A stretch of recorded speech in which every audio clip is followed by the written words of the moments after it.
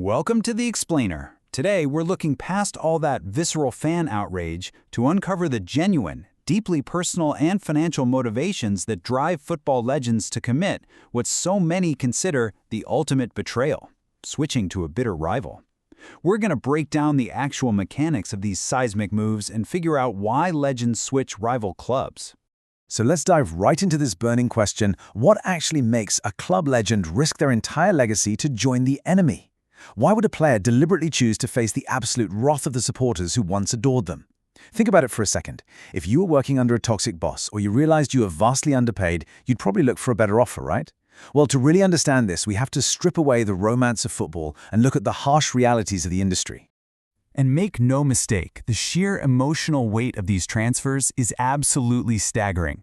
When Roberto Baggio moved from Fiorentina to Juventus, the streets of Florence literally erupted with bricks and Molotov cocktails. Luis Figo had an actual pig's head thrown at him. Mo Johnston's move saw fans burning their season tickets in tears and laying wreaths outside the stadium. These fans don't just feel disappointed, they react with unforgettable, sometimes dangerous acts of public defiance. It's like a cultural earthquake every single time. But if we look a bit closer, we can actually take these shocking, so-called Judas moves and group them into distinct, totally understandable workplace dilemmas. These aren't just erratic football decisions. They're deeply human reactions driven by disrespect, the ticking clock of an athlete's short career, and the massive leverage of money. Section 1. Driven by disrespect. Revenge as the ultimate motivator. Let's take Johan Cruyff, an absolute icon at Ajax. Back in 1983, Ajax actually decided their 36-year-old legend was just past his best. They refused to offer him his standard contract. Cruyff even heard they were calling him too old and too fat. And this perceived betrayal sparked a vindictive, fiery desire in Cruyff to prove his former employers completely wrong. And the crucial point here is how that revenge actually materialized. Cruyff crossed the divide to Feyenoord, a team that had really been struggling, and wow, did his gamble pay off. He led Feyenoord to the league and cup nubble, capturing 2 trophies to Ajax's 0. On top of that, he personally won the Player of the Year award.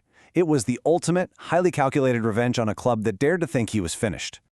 We see a really similar thread with Carlos Tevez. He felt immensely disrespected at Manchester United when Sir Alex Ferguson prioritized Dimitar Berbatov in big games and kept delaying a permanent contract offer. So when the newly rich Manchester City came along with a lucrative offer and a promise to make him the absolute center of their project, it was an impossible offer to turn down. He wanted respect, and City gave it to him. But revenge isn't the only trigger. Section 2. The chase for silverware. Ambition over patience. There's often this massive disconnect between the terraces and the pitch. Take Fernando Torres in 2011. To the fans, he was a traitor who abandoned Liverpool for Chelsea. But the player's reality was very, very different.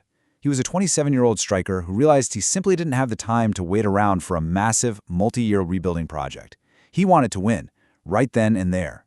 And Torres is far from alone in this. Robin van Persie made a highly calculated decision to leave Arsenal for Manchester United, specifically to finally secure the Premier League title, which, by the way, he did in his very first season.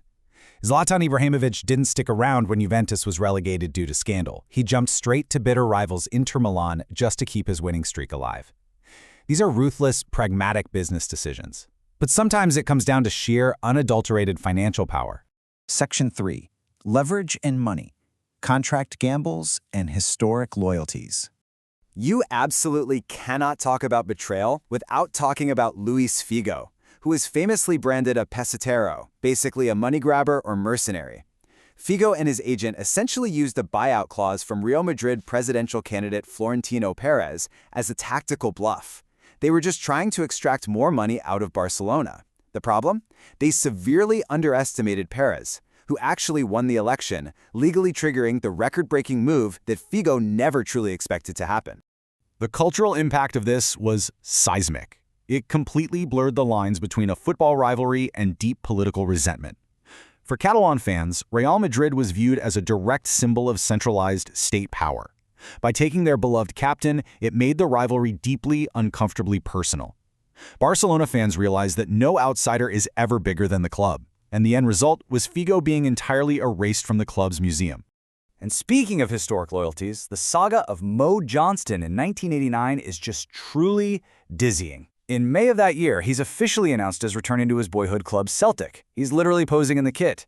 But by July, Celtic struggles to pay the transfer fee, and Johnston holds a secret meeting with Rangers. Then, on July 10th, he is shockingly unveiled as a Rangers player, completely shattering a decades-old unwritten rule at Rangers regarding signing Catholic players. Rangers manager Graham Souness capitalized brilliantly on Celtic's financial hesitation. To him, religion just wasn't the issue, football was. He utilized the promise of better sporting prospects and a much higher salary to convince Johnston to cross the incredibly bitter religious and sporting divide of Glasgow. It was a transfer that shook Scottish football to its very foundations. However, we have to look behind the curtain here. Section 4. When clubs play victim, flipping the narrative. Because very often the clubs themselves spin the narrative to ensure the exiting player takes the full brunt of the fans' anger. Let's walk through exactly how they control this PR spin. Step 1. They stall on contracts or refuse reasonable demands, just like Ajax did to Cruyff. Step 2. They wait for the frustrated player to look elsewhere. And Step 3. The kill shot. They leak the transfer requests to the press. Fernando Torres explicitly stated that Liverpool leaked his verbal transfer request because the club couldn't admit their own rebuilding failures to the fans. They needed a scapegoat. They needed a guilty one. And we definitely can't forget the financial reality for the clubs in all this. At the end of the day, Chelsea paid a British record £50 million for Fernando Torres. It was a cold, highly lucrative business transaction for Liverpool. And this beautifully illustrates the grand irony of these betrayals. The clubs profit immensely from the transaction, while the fans are left out in the streets burning the jerseys. So I want to leave you with this final thought to ponder. When you look at the leverage, the remarkably short careers, and the calculated PR spin from the clubs themselves, are these players truly traitors, or are they just professionals, making logical career choices in a ruthless corporate machine that demands absolute loyalty but rarely returns it? The next time a legend kisses the badge of a bitter rival, ask yourself who is really pulling the strings behind the ultimate betrayal. Thanks for joining me on this explainer. I'll see you next time.